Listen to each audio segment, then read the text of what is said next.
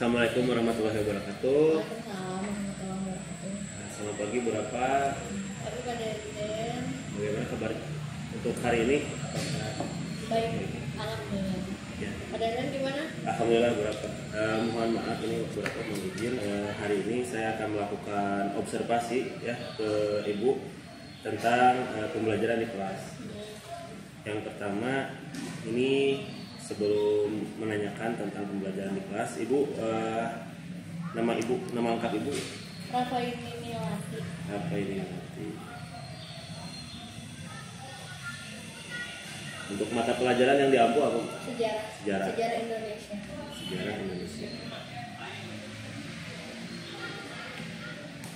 Kemudian kelasnya di Kelasnya kelas 10. 10. Jam berapa Bu sekarang? 10.25. 10.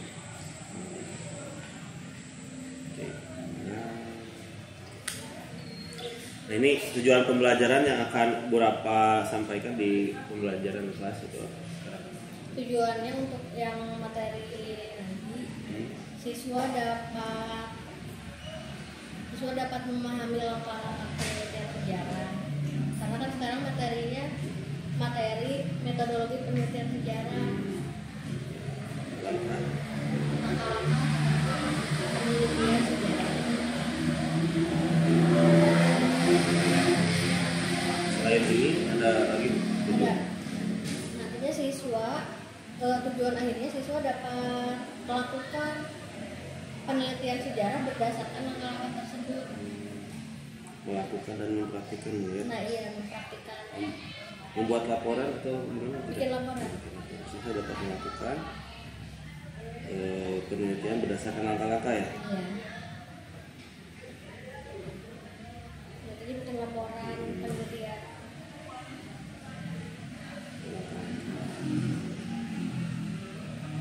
Kemudian yang terakhir ada lagi membuat laporan. Membuat laporan hasil penelitian sejarah.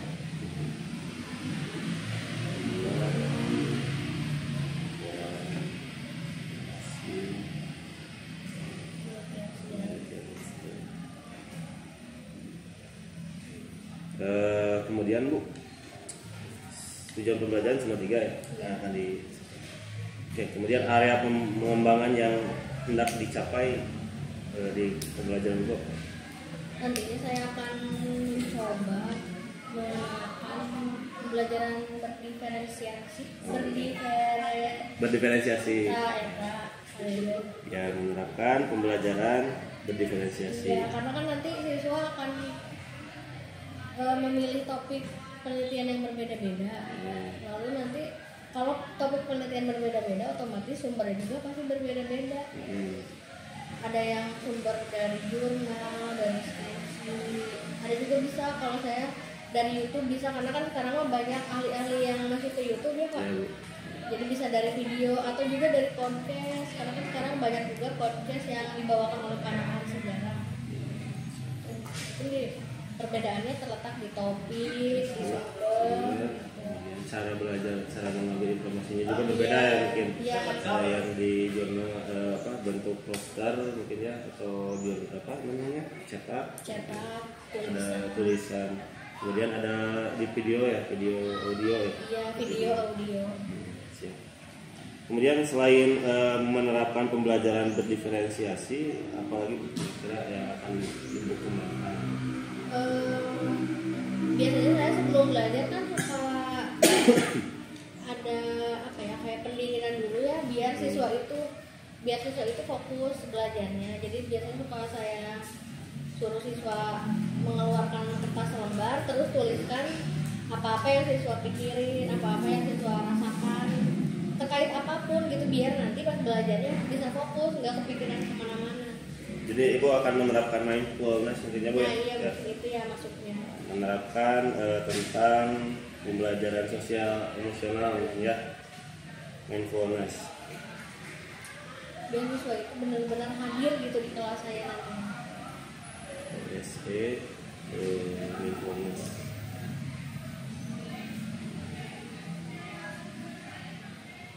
Kemudian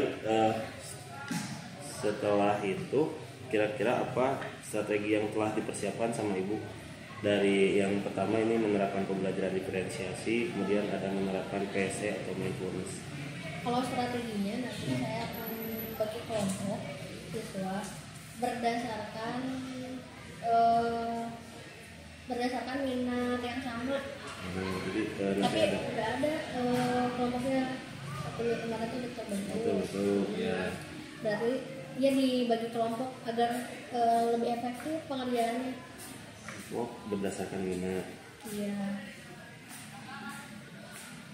Minat ya. Kemudian apa lagi Bu? Lalu strategi juga saya memberikan petunjuk kepada siswa cara untuk memperoleh sumber yang benar.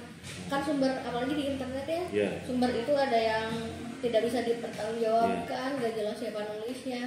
Nah saya akan menuntun siswa untuk bisa menemukan sumber yang valid gitu. Valid. Oke. Kemudian selain ini ada lagi? Lalu selanjutnya saya akan membimbing siswa step by step. Jadi tidak melepaskan siswa begitu saja, tapi per langkah-langkah dalam penelitian itu saya benar-benar pantau gitu. Jadi Bu di sini sebagai fasilitator, mentor atau apa? Jadi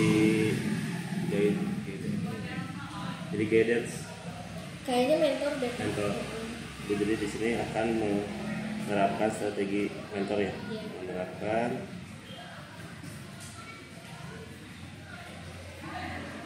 mentoring, Mentor hari jadi kan mereka guidance. Jadi ya jadi penulis yang menunjukkan mungkin itu guidance teh pembimbing. Kalau mentor kali ya. Mentor. Iya. Oke, seperti ini. Jadi kemudian selain ini Bu untuk yang PSE nya Ibu menerapkan apa Bu strategi ini Bu?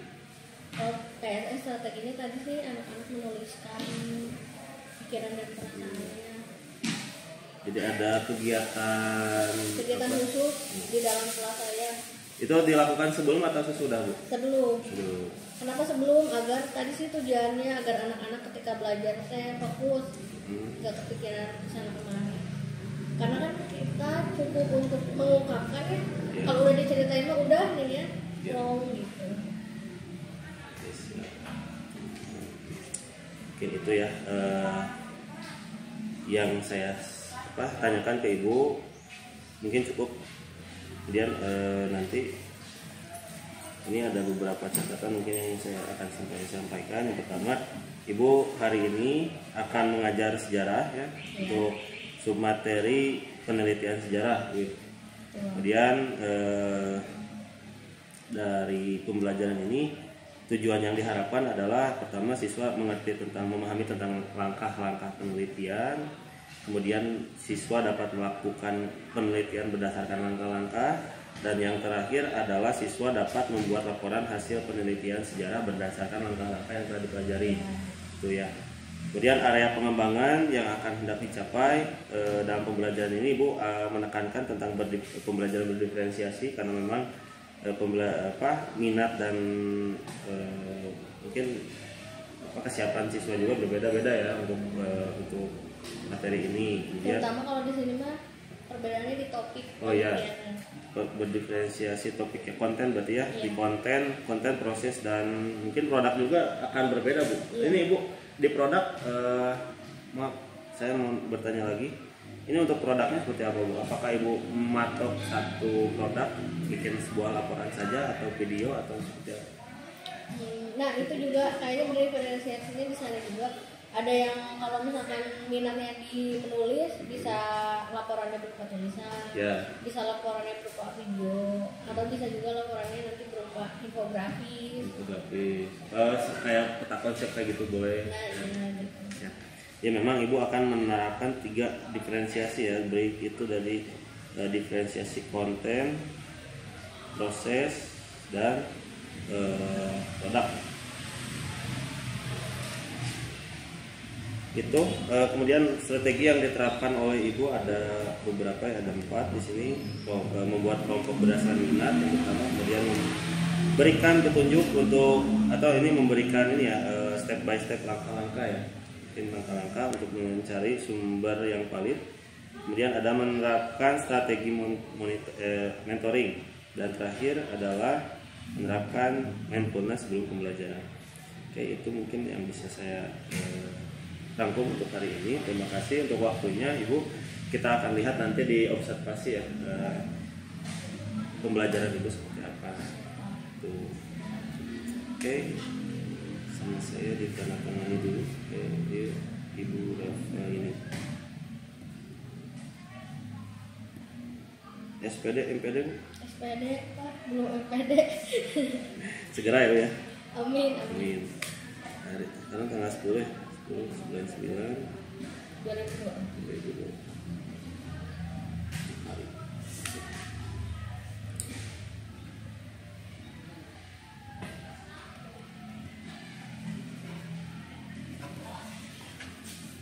Ibu di tangan dulu itu. Ibu, terima kasih. Sampai berjumpa nanti di observasi ya Bu ya. Ini sebagai catatan saya untuk nanti penilaian dalam observasi. Itu saja mungkin yang bisa saya sampaikan untuk hari ini. Mangga RPP-nya boleh saya dilihat dulu Bu ya. Mangga Pak Deh. Ya. Untuk selanjutnya kita akan bertemu di kelas jam bentar. 8, 9, 10. jam 8, 9, 10, berarti jam 1 13, 15 ya. Jadi saya di kelas apa Bu? 10, 8. 10, 8. Kelas 10. 8. Sip. Ya. Terima kasih. Assalamualaikum warahmatullahi wabarakatuh. Waalaikumsalam.